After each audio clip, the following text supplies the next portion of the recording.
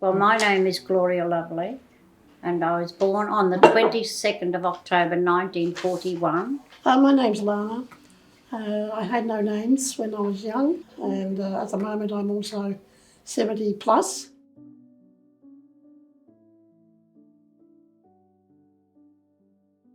I was 18 months of age when I went into St Vincent's Orphanage at Nudgee.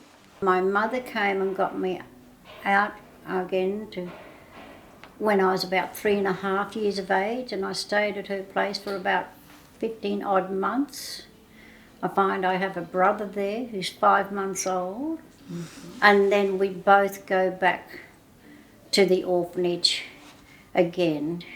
I was 2 months old put into the institution at the receiving depot at Wooloowin, and when I was 6 months old then I was transferred over to Nudgee Orphanage in Nudgee.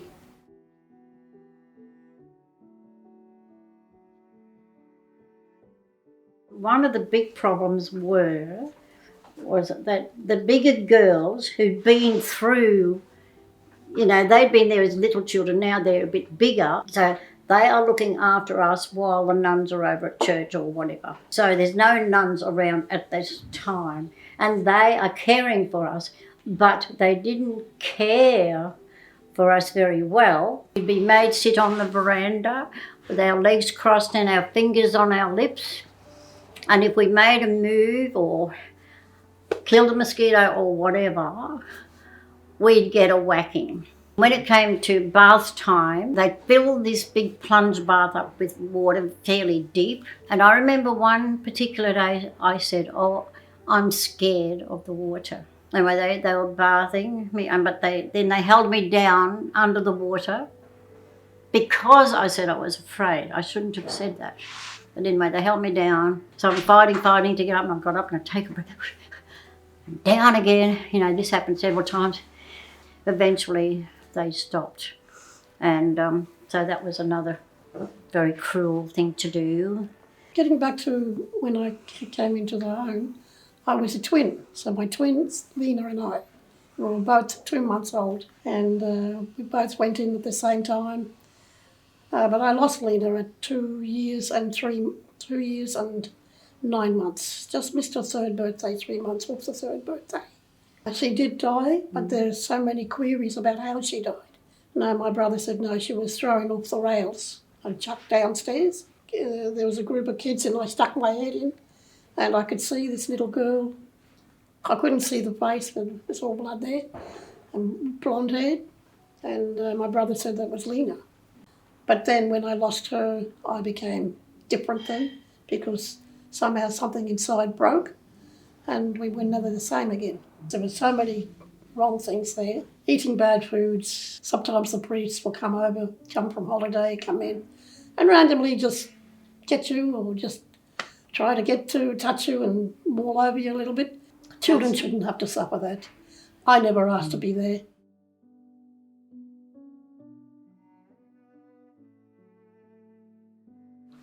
Oh, scary, eh? I think it's scary because we don't want to go back into having to be told, you this, you must do that, you must. No, we'll do our own thing. We like to be in our own home, or for me, I speak for myself, I like to be in my own home. I don't like people bossing me around, telling me what to do. I would rather be asked. When you're older, well, especially my age, I expect respect.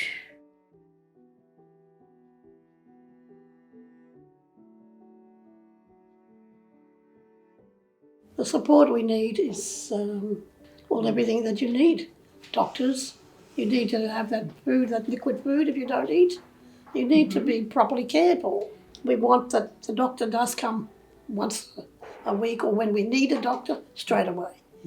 One thing I think would be a good idea, if we had a card saying that we are forgotten Australians. That's what I'm talking about, that's what this is. But I've suggested that we should make a silver card. And we have that card to say, yes, we are, we are forgotten Australian, and people should know that we've been institutionalised and we need you know, the government is paying us back now by taking care of us because they didn't take care of us when we were small children.